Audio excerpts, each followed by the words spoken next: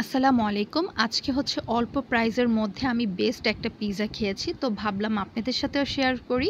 তো এইখানে হচ্ছে আমরা চিকেন সসেস পিজ্জাটা নিয়েছি, যেটা 10 ইঞ্চি ছিল, মাত্র ৩০০ টাকা ছিল।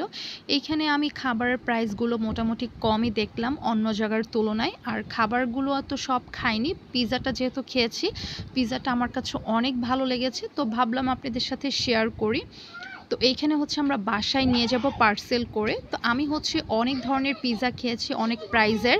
তো আমার কাছে তেমন একটা ভালো লাগেনি। মানে এটা যেমন প্রাইসে কম ছিল, আর টেস্টের ব্যাপারে কি বলবো, অনেক বেশি মজা। মানে এটা একবার খেলে আরও খেতে ইচ্ছে করবে এমন একটা পিৎজা, এবং এটা আমার মুখে এখনও লেগে আছে। মানে এত বেশি মজা। টপিংগুলো মোটামুটি ভালোই ছিল। ৩০০ টাকা অনুযায়ী হচ্ছে 10 ইঞ্চি পিৎজা এখন কিন্তু বেশি একটা পাওয়া যায় না। পাওয়া গেলে অনেক সময় টেস্টটা বেশি একটা ভালো আসে না। বাট এটার টেস্টটা অসাধারণ ছিল। আমার কাছে পিৎজা তেমন একটা ভালো লাগে না, বাট এটা খেয়ে আমার কাছে এত বেশি মজা লেগেছে যে আমি আবারও খেতে চাইবো।